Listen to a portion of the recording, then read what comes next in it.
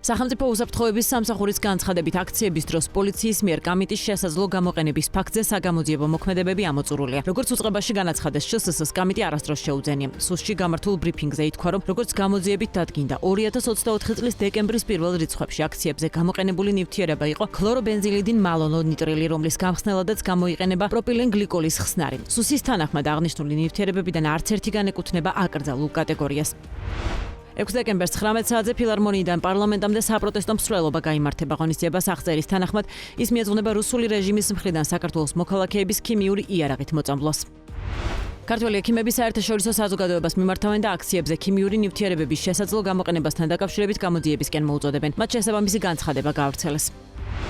EUTOS წევრი 39 ქვეყანა ჰელსინკის დასკვნითი აქტის ხელმოწერიდან 50 წლის თავთან დაკავშირებით ერთობლივ განცხადებას ავრცელებენ, რომელშიც რეგიონის მასშტაბით და საერთაშორისო სამართლის ნორმებისა და ადამიანის უფლებების დარღვევის ფაქტებზე წერენ. ხელმომწერი ქვეყნები საუბრობენ საქართველოში მიღებულ რეპრესიულ კანონებზე და მათ გავლენაზე და აღნიშნავენ, რომ საქართველოში დემონსტრანტების წინააღმდეგ ძალის გადაჭარბებული გამოყენების შესახებ გავრცელებულ ცნობებთან დაკავშირებით გამოძიების არარსებობა განსხვავებული აზრის გამოხატვის სამოქალაქო სივრცის შევიწროვებას აჩვენებს და დაუსჯელობის საშიშ ატმოსფეროს ქმნის. საქართველოში მიმდინარე მოვლენებს და BBC-ის საგამოძიებო ფილმის გამო დაწყებულ გამოძიებას Amnesty International ეხმაურება. ადამიანის უფლებებზე მომუშავე საერთაშორისო ორგანიზაცია შეშფოთებულია საქართველოში ექსპერტების, მოწმეების, ჟურნალისტებისა და ადამიანის უფლებების დამცველების დაშინებით, რაც მოყვა BBC-ის გამოძიებას, რომლის მიხედვითაც საქართველოს ხელისუფლებამ 2024 წლის ნოემბერ-დეკემბერში მშვიდობიანი დემონსტრანტების წინააღმდეგ სავარაუდოდ გამოიყენა საზიანო და პოტენციურად აკრძალული ქიმიური ნივთიერება. ამერიკის პრეზიდენტი დონალდ ტრამპი ღაზას სექტორის მმართველ მშვიდობის საბჭოს წევრების წარდგენისთვის ემზადება. თეთრი სახლის მიერ გავრცელებული ინფორმაციის თანახმად კონკრეტულ სახელებსა და გვარებს შტაბის ლიდერების შობის დღესასწაულამდე 25 დეკემბრამდე გააჟღერებენ. ოქტომბრის დასაწყისში ისრაელსა და ჰამას შორის დადებული სამშვიდობო შეთანხმების ფარგლებში ღაზას მმართველი საბჭოს ჩამოყალიბება ერთ-ერთი მნიშვნელოვანი ნაწილი იყო. მისი წევრების დასახელების შემდეგ ისრაელი ღაზას მეტ ტერიტორიას დატოვებს. დაპირისპირებულ მხარეებს შორის კი საერთაშორისო სტაბილიზაციის ძალები ჩადგებიან.